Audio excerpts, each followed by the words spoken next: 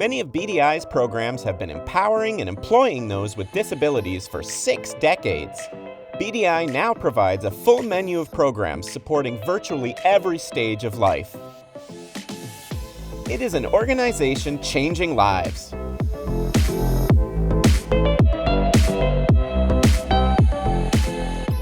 It is an organization that is growing and evolving, finding new ways to progress amid market shifts and monumental disruptions. From each of its 3 campuses in Atlanta, Decatur, Jonesboro, BDI operates its mission-based programs. At its call center in College Park and 41 other work sites in 4 states, BDI is putting people to work in several different industries. All this fuels our operations and impact on people. When I think of BDI now and in the future, one word that comes to mind is impactful. Limitless. Progressive. Enthusiasm. Caring. Resilient. Innovative. Versatility. Transformative. One word that comes to mind is opportunities. Victory. Creativity. Progressive. And it's with these attributes that the one word that comes to mind for me is BDI thrives. These thoughts reflect on an organization that is on the move and moving the community's spirit in the process. Our just-released annual report reflects on our past, celebrates our present, and provides a sneak peek into our future, our bright future.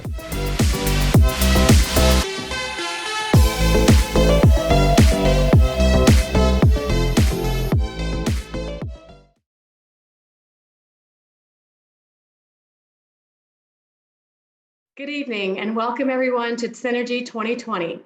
On behalf of Bobby Dodd Institute and our board of directors, David Essery and I are thrilled to have you join us on this call this evening. Synergy has traditionally been a live gathering, so it's been difficult this year to not have this event in person and see everyone together. I, for one, can't wait till we can get back together safely in the presence with others, with a drink in my hand, and toast to another great year at BDI. I'm sure you guys feel kind of the same way. While I'm missing everyone tonight in person, I'm thrilled to represent my company, Iberia Bank First Horizon, as the sponsor of this event and to co-chair this event with David. Thank you, Lori. It's been a pleasure working with you on this event as always. I would also like to share my thanks to everyone for showing up this evening for individuals living with disabilities. We have a wonderful short program in store for you this evening. Your support tonight is illuminating the world of possibilities for so many in our community. The purpose of Synergy is to bring people together to celebrate the work of BDI and community partners and hopefully inspire you to get involved in the mission to empower people with differing abilities to maximize their potential. This event has transitioned from being an intimate gathering of friends in the BDI family into a larger spotlight on the overall effort to help people secure economic self-sufficiency, independence, and inclusion in their communities. It's a great pleasure to introduce Kyle and Brent Peace. Kyle has cerebral palsy. He's also a triathlete and an Ironman. Kyle came up with this idea to compete in triathlons after watching his brother Brent complete his first Ironman in 2010. Together, through the Kyle Peace Foundation, they help people with physical challenges meet their goals and have rallied hundreds of supporters to participate in endurance events across the country with them. Kyle and his family have a long history with BDI. Their father, Richard, was a board member of our previous parent company, All About Developmental Disabilities. Kyle and Brent possess a radiant, inspirational attitude in all that they do, as you will see in this short video. Ladies and gentlemen, Kyle and Brent Peace.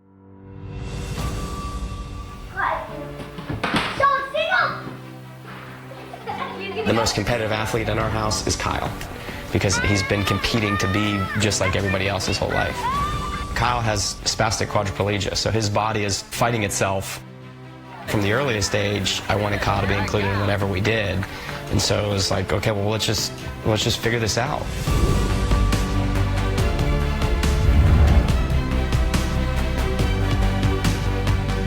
Brent and Kyle Pease's brotherly bond has gone the distance. Together, they train for the latest challenge and show us that brave conquers fear.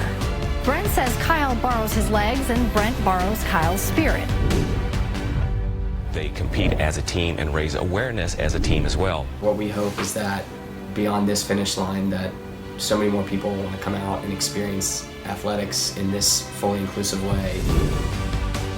Two Atlanta brothers are on their way to making history as the second ever duo wheelchair assist team to finish the Ironman. Together, they will do a full marathon, 112 miles on a bike, and a 2.5-mile swim as Brent pulls Kyle behind him. As they've done marathons and road races, they have pushed toward one message. If you believe in something and you want to do it, go after it.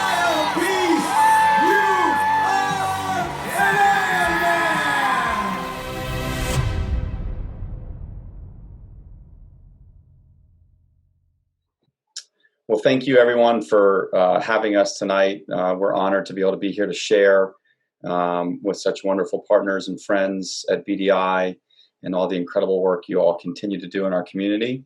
My brother Kyle and I are endurance athletes. We compete in Ironman triathlons, which are a 2.4-mile swim, 112-mile bike, and then after all that, a 26.2-mile marathon. In October of 2018, Kyle and I competed in the Ironman World Championships in Kona, Hawaii. And upon completing that, we became Ironman World Champions. And forever forward, as we introduce my brother Kyle to everybody, we introduce him as Kona Kyle. And so tonight, I'd like to introduce you to my brother, Kona Kyle. Thank you for the honor to be here with you all. And congratulations to all the winners. When I got into the sport of Ironman, I knew that I wanted to be included with my fellow peers and my brother. And so that's why I got into the sport, to show what inclusion is all about. Yeah, although I may not do the physical activity of the sport, I am included because I'm invested in what we do together. I wanted to show the world what was possible. With people with disabilities, we could do anything that we put our mind to. And that's what I wanted to show, what was possible instead of what I can't do. And so when I stumbled into this sport, I found myself loving it because I thought about my life and the reality of my life. And because in this sport, you go through so many ups and downs. And that's my life. I go through so many ups and downs, but I always remain focused on the goal. And that is to cross the finish line with my older brother, Brett. So diversity and inclusion, how do they look in your community? How do you continue to achieve all of the goals that you guys have set forth and everything that you continue to do? For Kyle and I, it was sports. We grew up in a sports house. We grew up watching Sports Center, and we wanted to compete together. We wanted to do this together. What we've discovered is that endurance sports are some of the most inclusive communities that we've ever been a part of. Nobody recognizes Kyle as a wheelchair-bound Ironman triathlete. They recognize him as an Ironman finisher, as an Ironman triathlete, because he pushes himself through the same things that we all do. Kyle and I kind of actually realized this year that we've had more time. We're not out training and racing as often as we were used to.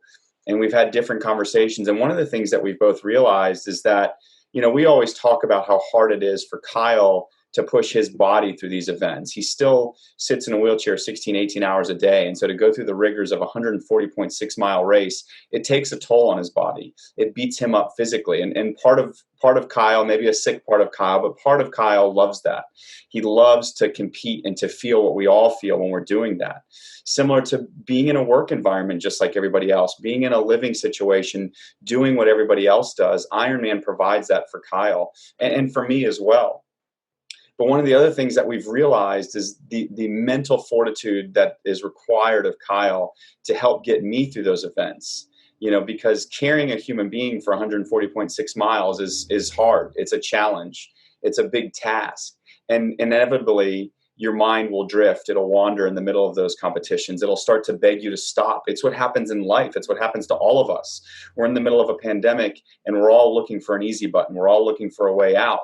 But including people with disabilities in life, in sport, is not an easy task. It's not an easy thing.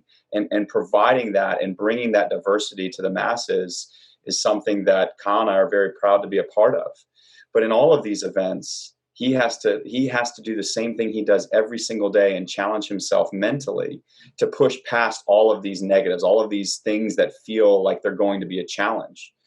In the Ironman World Championships, one of those is a 19-mile climb, and it goes up to this small town in Kona called Hawi.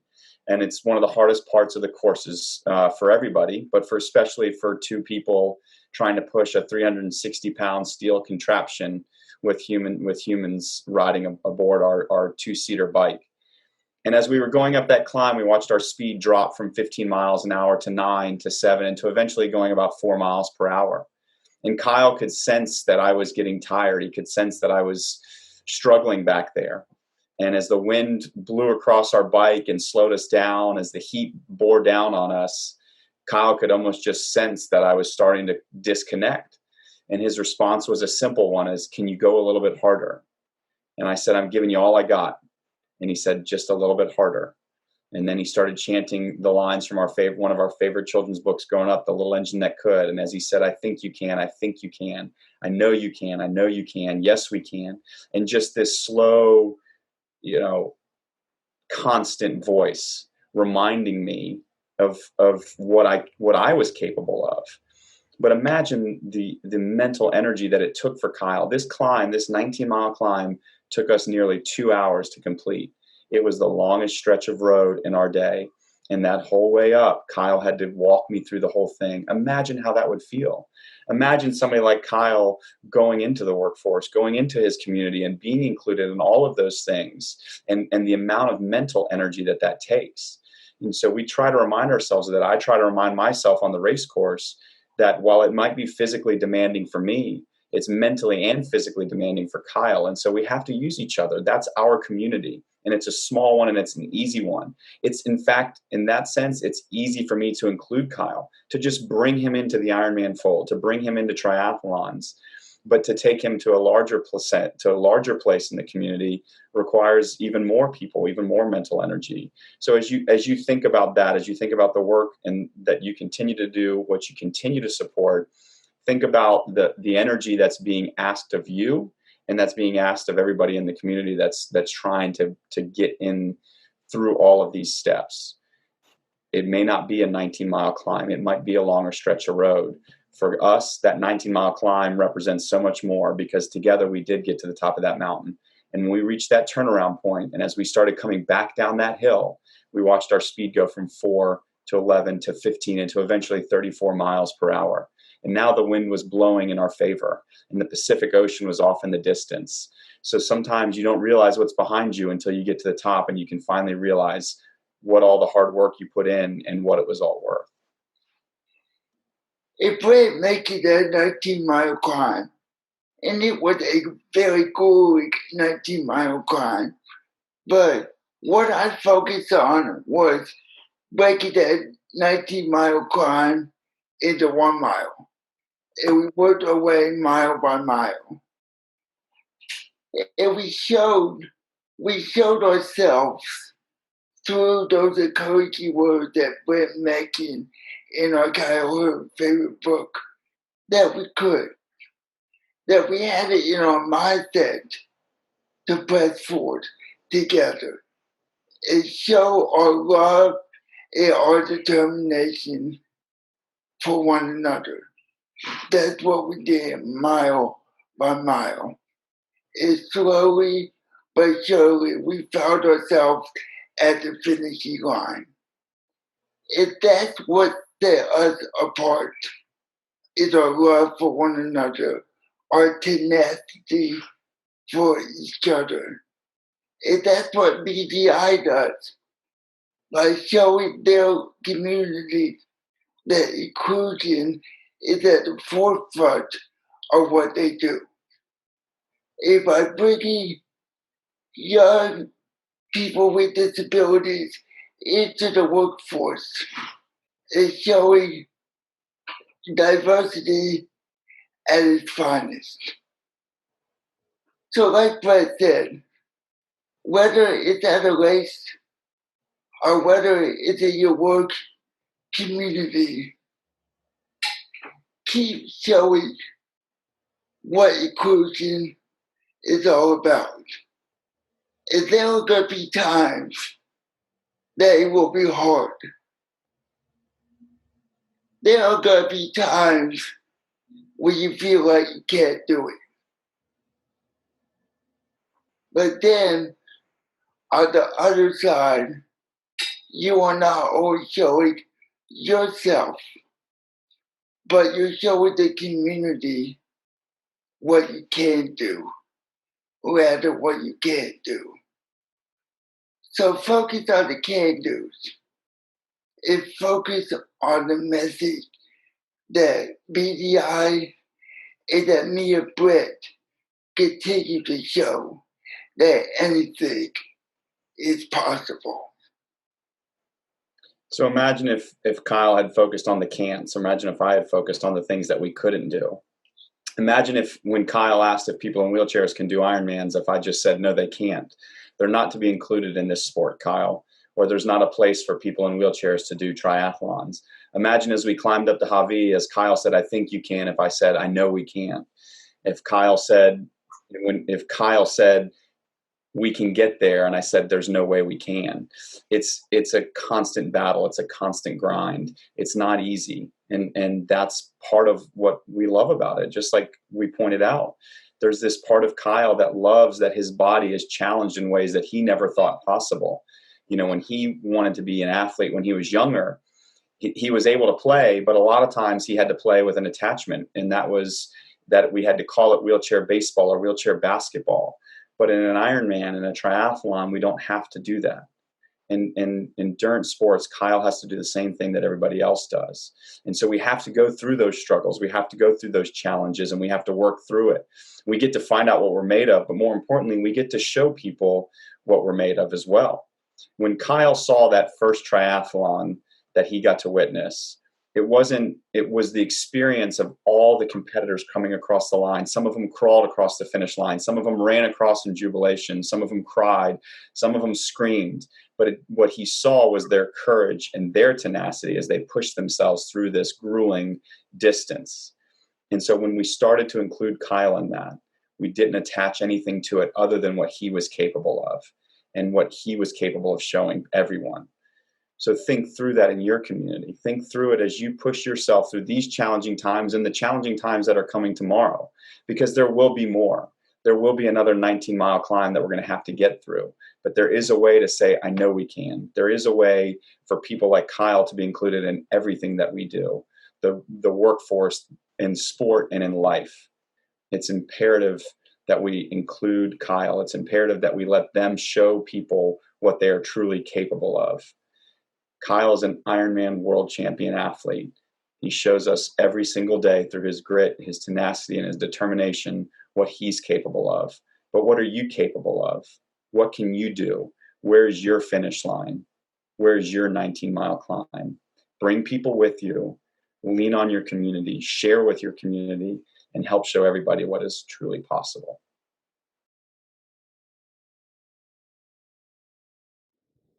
What an amazing story of resilience and perseverance. I share a love of endurance sports, and I know I'll remember their story whenever I try to make an excuse before a workout. Congratulations on the many accomplishments, Kyle and Brent. What you're doing in the local community and around the country is truly in step with BDI's mission, empowering people to maximize their potential. Besides causing me to get emotional, these stories inspire everyone involved. They highlight how much we're all capable of accomplishing. Workforce resources, behavioral health, benefits navigation, the Georgia Community Trust, these BDI programs, like the Herculean efforts Kyle and Brent spoke about, help people believe in their possible, which is especially critical in these unprecedented and challenging times we're now facing. To share more, here's the CEO of BDI, Larry Gluth.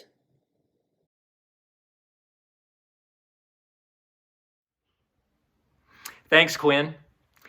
BDI has been extremely resilient these past 6 months. Like everyone, the organization was impacted significantly by COVID-19, forcing us to transition not only where we want to carry out the mission, but also how we deliver services to program participants. I'm incredibly proud of how the team pivoted to a virtual environment, whether that was for staff and participant meetings, work sites, individual assessments, and even cooking classes. People are the reason for BDI, and this team makes an indelible impact on changing behaviors and lives.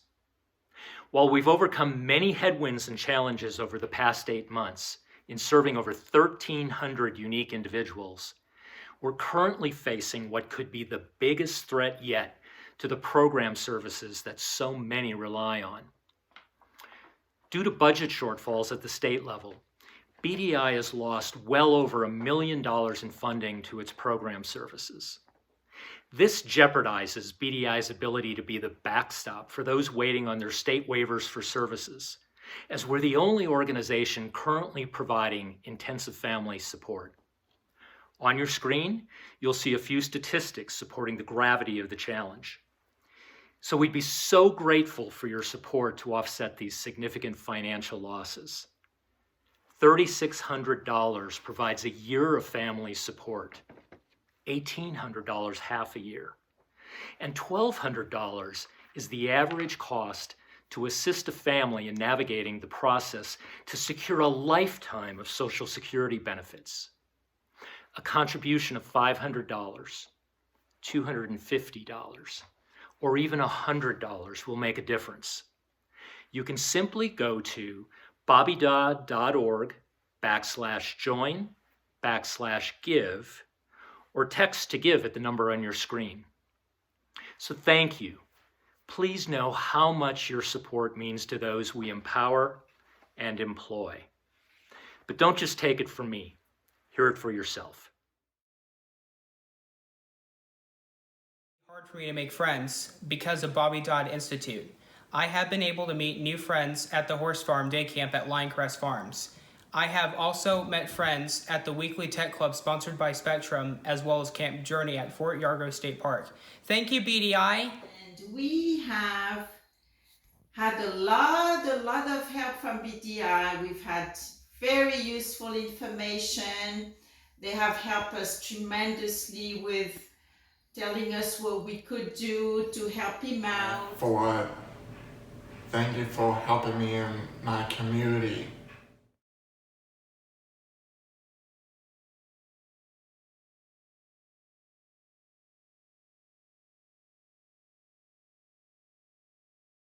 Take a moment to express special thanks and gratitude on behalf of BDI to one of the organization's staunchest supporters through the years. Former BDI board member Bill Moore passed away in late August. Bill was a Georgia Tech football player and graduate, starting for 3 years under Coach Bobby Dodd. Our thoughts and prayers continue to be with his wife, Marcia, children Leanne and Dan, and the entire family. Thank you, Bill, for the years of service to BDI and the profound impact you made on our community. Once again, thank you for joining us this evening. We look forward to seeing you virtually again March 18th for our annual Breakfast with Champions event. Until then, may you and your family stay safe and have a great evening. Thank you.